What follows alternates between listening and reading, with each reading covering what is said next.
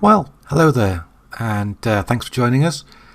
Going to have a look at the PlayStation Mobile Remote Play app and see how that works when it comes to sim racing. Really, this is more of a why the heck is the PlayStation Mobile team doing so badly and scoring no points whatsoever in controller wars. So, as you can see, I've got the app already loaded up. It's pretty simple to use. It's available for iOS and Android.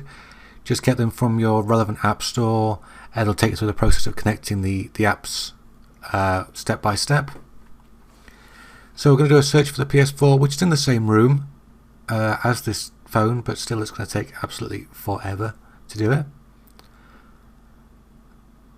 And before we go any further, I just want to say thanks for the support I've had so far, all the extra likes and follows on YouTube, Twitch, Instagram.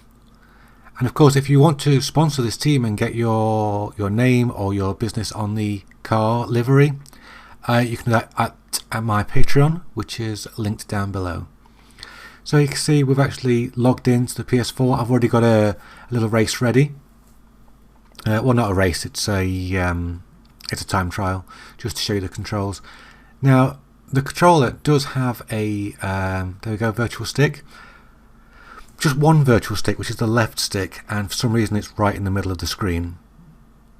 I don't know why that is. I've tried moving these controls around. We've got the D-pad over here on the left, and we've got shoulder buttons at the top, no R3 or L3 for some reason, and we've got the 4 buttons over to that side. So each time you touch the screen, for some reason the phone vibrates. There's some sort of like haptic feedback. I can't find the settings to turn it off. It's horrible. It really is horrible.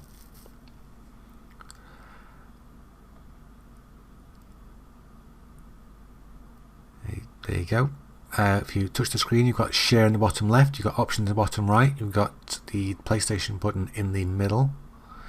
Should you need any of those things. And let me show you. First of all, we'll just check the settings of the car, make sure traction control's off. The same settings that we've got in the in Controller Wars. Also, automatic transmission, because there's just too much happening on screen to be doing manual gears on the mobile device. So this at the moment is set up to the default settings, the same way my controller's set up. And you know, it looks nice. As you see, there's a bit of a stutter. It's dropping a few frames even though we're in the same room as the PlayStation. Now, the first big issue I've got with this is that the mapped controller is right in the middle of the screen. So I really have to stretch my thumbs past the D-pad, otherwise I'm going to be hitting the MFD constantly. Also, R2 and L2 is of course the default throttle and brakes. Now I kind of need my left thumb, which is the braking thumb in this case, to steer the car. It doesn't steer very well though, because obviously I can't brake very well. Another issue is that there's no analog control here for the accelerator or the brakes. So we're either locking up by having the brakes full on, or we're wheel spinning by having the acceleration full on. It can be feathered, but not very well. I certainly can't feather the brakes. You can see I just caught the MFD with my thumb. So this manner of controlling the car, it simply doesn't work, as you can probably tell. So let's get rid of that. And what I'm going to do is I'm going to shift the braking button to R1. The virtual controller reads as a DualShock 4. So you just remap the buttons the way you would with your joypad. There you go, just go one up here. This is normally my gear up button, but since we're using automatic gears, that's not a big issue. We'll try again.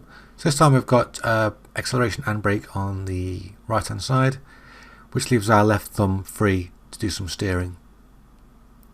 It's still horrible, as you can see. We're still having dropped frames and some delays in the inputs. But ultimately, you know, we've got acceleration and brake. What do I think of this as a control scheme? It sucks. It sucks a lot. Actually, you're never going to be competitive playing like this, unfortunately, and that's sad. So what I'm going to try to do is, if I get any sponsors on this car on Patreon, I'll put the money from that towards virtual controllers to clip on to the phone, and see if any of those controllers will actually run this. Will actually run this remote play app. And who knows, maybe we can make this a super competitive car and just, shock people.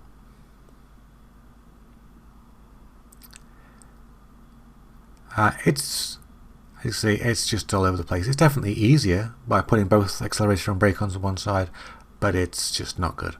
So I'm sure this control system will work for certain games.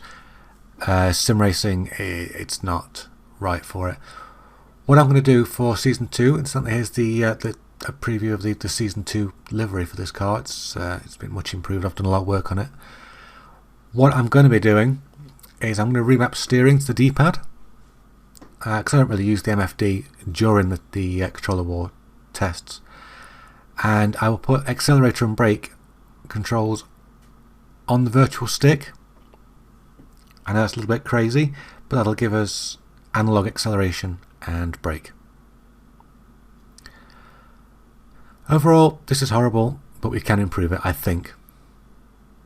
Thanks for joining me. Hit like if you like, subscribe if you want, and if you don't, then you don't. I'm just glad you joined me. Don't forget, hit those links at the bottom for the social media and for Patreon. Thank you very much, and bye bye for now.